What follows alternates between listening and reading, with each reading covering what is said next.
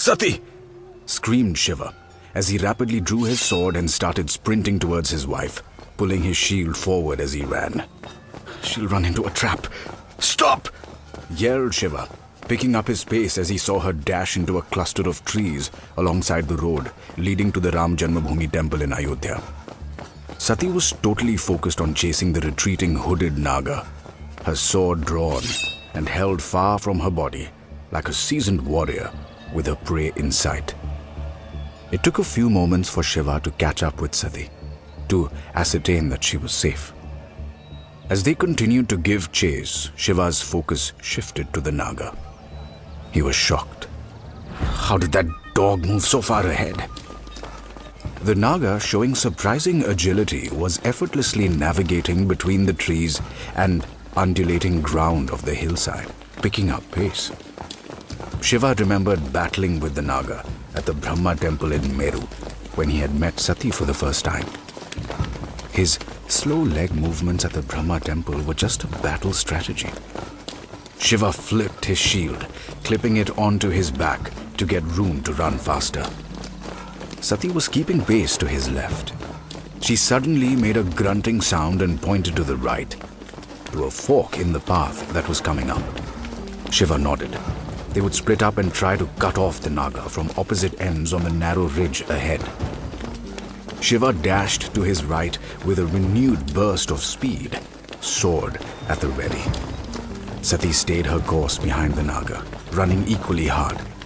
The ground beneath Shiva's feet on the new path had evened out, and he managed to cover the distance rapidly.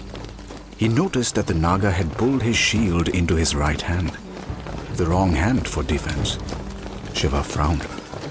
Quickly coming up to the Naga's right, with Sati still some distance away, Shiva reached with his left hand, drew a knife and flung it at the Naga's neck. A stunned Shiva then saw a magnificent maneuver that he hadn't imagined possible. Without turning to look at the knife or even breaking a step, the Naga pulled his shield forward in the path of the knife.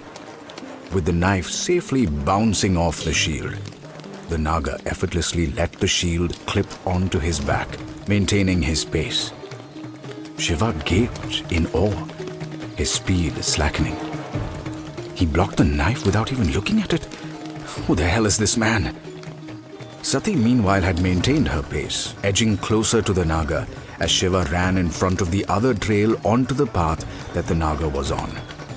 Seeing Sati cross the narrow ridge, Shiva picked up speed, closing in on his wife. Because of the steep angle of the sloping ridge, he could see the Naga further ahead, reaching the wall at the bottom of the hill. The wall protected the Ram Janmabhoomi temple at the base from animal attacks and trespassers. The height of the wall gave Shiva hope. There was no way the Naga could jump over it. He would have to climb, giving Sati and him the crucial seconds needed to catch up and mount an attack.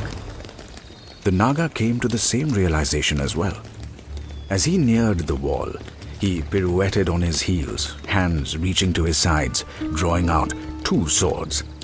The sword in his right hand was a traditional long sword, glinting in the evening sun. The one in his left, a short sword with a strange double blade mounted on a central pivot at the hilt. Shiva pulled his shield forward as he neared the Naga. Sati attacked the Naga from his right. The Naga swung the long sword hard, forcing Sati to step back. With Sati on the back foot, the Naga swerved with his left hand, making Shiva duck to avoid a strike.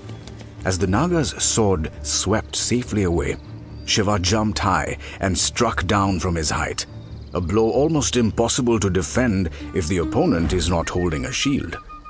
The Naga, however, effortlessly stepped back, avoiding the strike, while thrusting forward with his short sword, putting Shiva on the back foot. The Nilkant had to quickly swing his shield up to deflect the blow. Sati again moved forward, her sword forcing the Naga back. Reaching behind with her left hand, she pulled out a knife and threw it,